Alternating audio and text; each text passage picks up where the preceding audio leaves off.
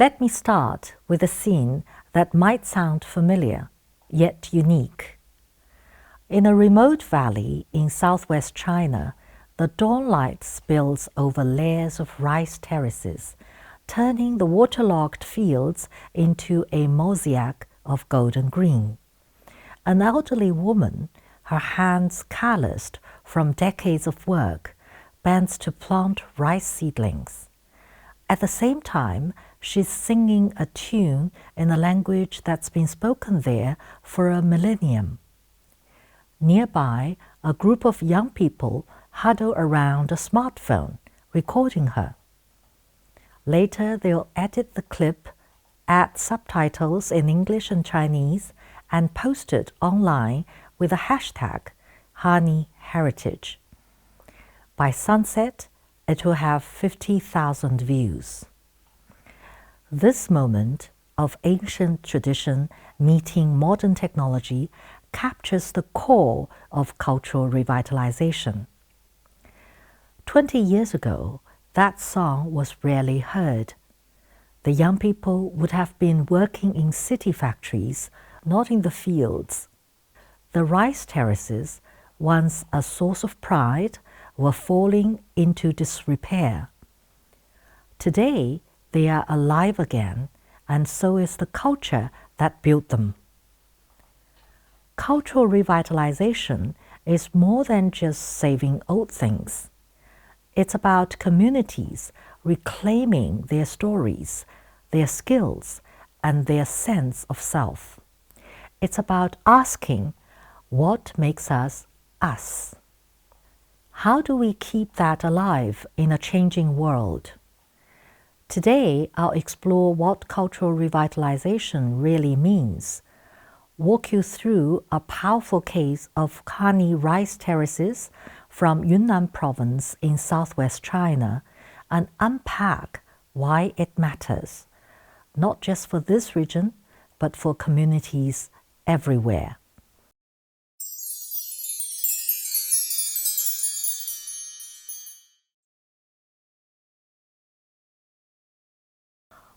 To understand cultural revitalization, let's first think about what happens when a culture fades. Imagine a language spoken only by a handful of elders, a dance no one remembers how to perform, or a craft where the last artisan is 80 years old. When these things disappear, something vital is lost. Not just traditions, but a community's shared memory, its way of seeing the world, and its connection to the past. Cultural revitalization is the intentional effort to reverse that loss. It's active, not passive. It's not about locking culture in a museum. It's about letting it evolve. Think of it as tending a garden. You don't just preserve the old plants. You water them, prune them, and maybe even plant new ones alongside them so that the garden thrives. The effort of cultural revitalization includes preservation with purpose, adaptation rather than stagnation, community ownership and connection to livelihood. In terms of preservation with purpose, it starts with identifying what's worth saving. For some communities, it's a language. For others, a ritual, a craft, or a relationship with the land. In the Hani Valley, it was the knowledge of how to farm the rice terraces, a system so sophisticated it's been called a living encyclopedia of ecology. With regard to adaptation rather than stagnation, culture isn't static. Revitalization means updating traditions to fit modern life. A Hani elder once said, "Our ancestors didn't farm in exactly the same way for 1,300 years. They learned, they changed, and so must we." That's why the young people recording the rice planting song are seen as trying to make it relevant to their generation. As for community ownership, it can't be imposed from the outside. True revitalization comes from within, led by the people whose culture is at stake. As we'll see in Yunnan, the Hani people didn't wait for governments or NGOs to save their heritage. They rolled up their sleeves and did it themselves.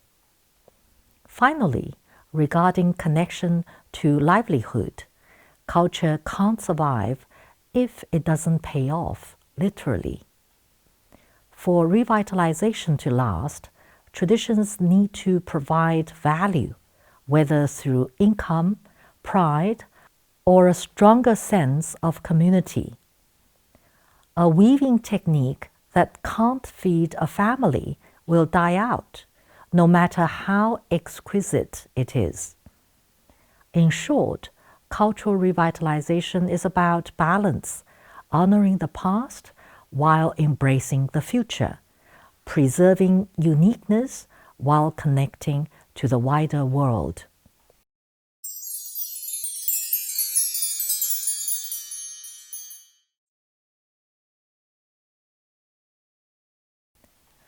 Our case study in this session takes us to the Honghe Hani and Yi Autonomous Prefecture in Yunnan, home to the Hani people and their iconic rice terraces.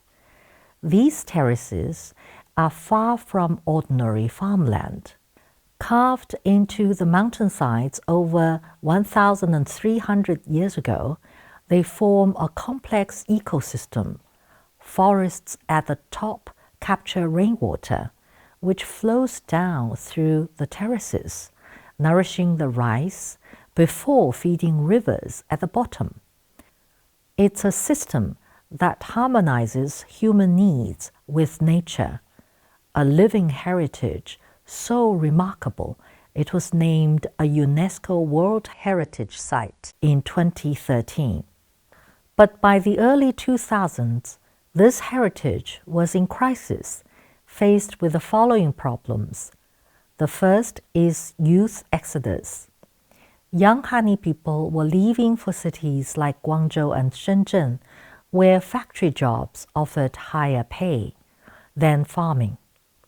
In some villages, 70% of residents under 30 had left. The rice terraces were left to be tended by elders who grew too old to maintain them. The second is eroding knowledge. The skills required to farm the terraces, such as when to plant, how to manage water flows, and which rituals to perform for a good harvest, were all passed down orally from parents to children. With young people migrating to cities, that knowledge was vanishing. Elders worried, who will know how to save the rice terraces when we are gone? The third is ecological damage. Those who stayed turned to chemical fertilizers and pesticides to increase yields, a quick fix that contaminated the soil and water. The rice terraces, once a model of sustainability, were becoming polluted. The fourth problem is fading rituals. The Hani's cultural calendar, filled with rituals to honor the mountains, water, and ancestors, was being forgotten. The Kujaja festival is a traditional Hani festival. It's a 3 to 5 day celebration, praying for a good harvest and pursuing harmony between humans and nature. For a time, such an important festival was attended by only a handful of elders. The Hani people at that time faced a choice: let their culture fade or fight to bring it back. They chose the latter and started to rebuild their culture in 3 key phases. Phase 1 is reclaiming knowledge through the elder-youth dialogues to save the wisdom that kept the terraces alive. In 2008, a group of village leaders, mostly middle-aged Hani people who had returned from cities, organized knowledge workshops. They invited elders, some in their 80s and 90s, to share their expertise, experiences, and knowledge. Storytelling was used as preservation. Elders like Luo A-mei, then 82, sat with teenagers and recounted myths that held ecological truths. "The mountains are our grandparents," she told them. "The forests are their hair. If you cut it, they'll get cold and stop giving water." This wasn't just folklore. The forests above the terraces and at the mountain tops serve as natural reservoirs, so preserving them is key to water management. Opportunities for hands-on learning were also provided. The workshops weren't just talk. Teenagers learned how to measure water flows using bamboo tools and maintain irrigation canals.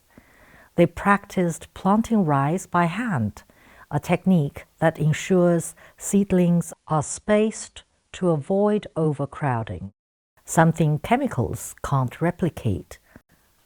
They also tried to document for the future. In 2008, the People's Government of Honghe Hani and Yi Autonomous Prefecture launched a project to compile complete translations and annotations of Hani oral culture. The entire series is planned to include 100 volumes, with the first batch of 20 volumes released in 2010. As of 2024, 40 volumes have been published. These efforts not only help the young people to reconnect to their roots, but also help the larger community to understand the Hani culture. Phase 2 is sustaining livelihoods through heritage. Revitalization isn't just about pride, it's also about practicality. The Hani people realized if farming the rice terraces couldn't compete with city jobs, young people would never choose to stay. So they tried to develop community-based ecotourism. Guest houses were built where visitors can stay in traditional wooden homes and participate in daily life, such as planting rice, harvesting crops, or joining Kujaja festival celebrations. Unlike mass tourism, this model allows visitors to engage directly with Hani culture, helping prepare zongzi, which are sticky rice dumplings wrapped in bamboo leaves, learning bamboo weaving, or watching elders perform harvest chants. For example, Ding Jinan is a young woman from Yuanyang County who once worked and struggled outside her hometown. In 2020, she quit her job and returned to Duoyishu Lower Village.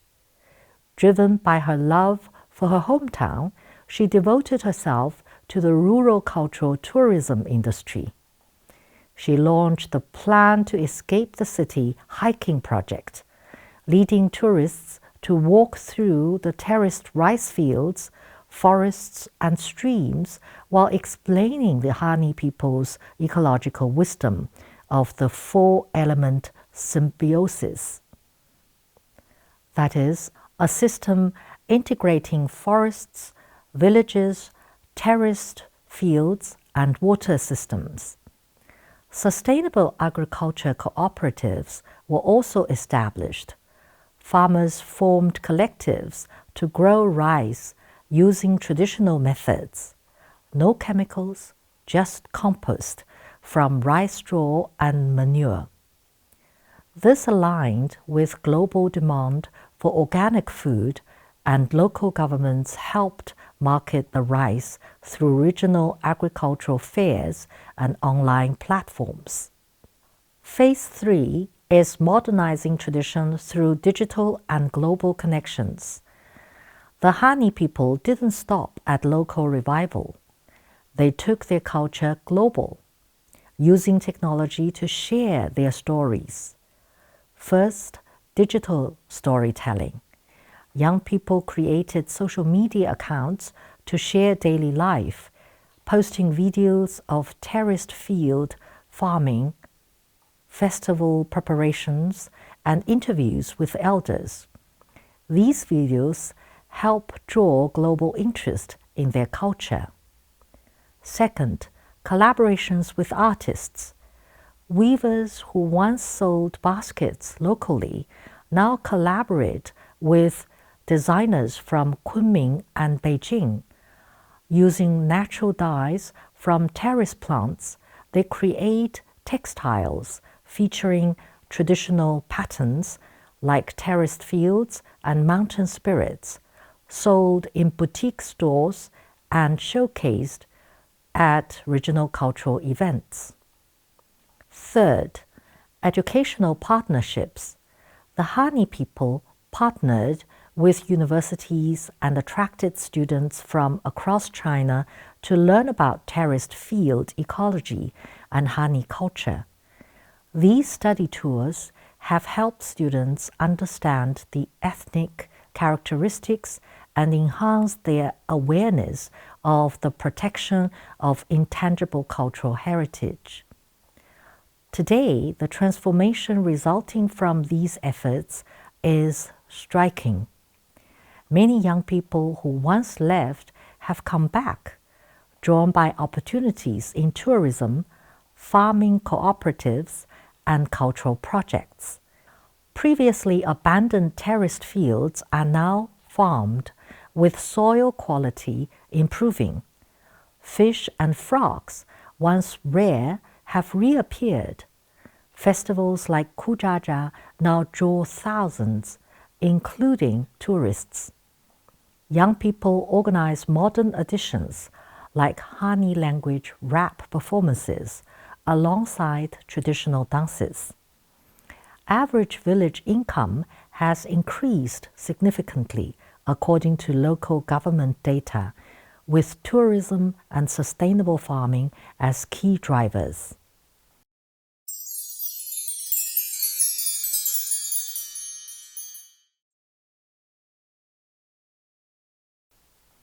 So what made the Hani cultural revitalization possible?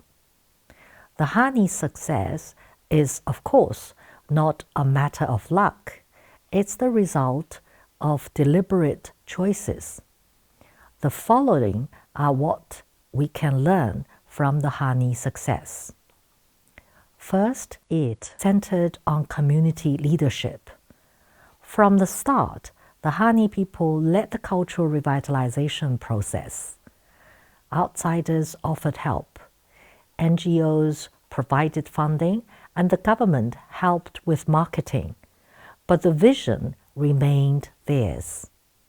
They decided what to prioritize: the rice terraces, not just the crafts; how to adapt, social media, not just festivals; and whom to include, elders, youth, and even tourists.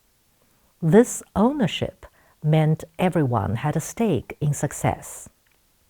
Second, it linked culture to sustainability, ecological and economic.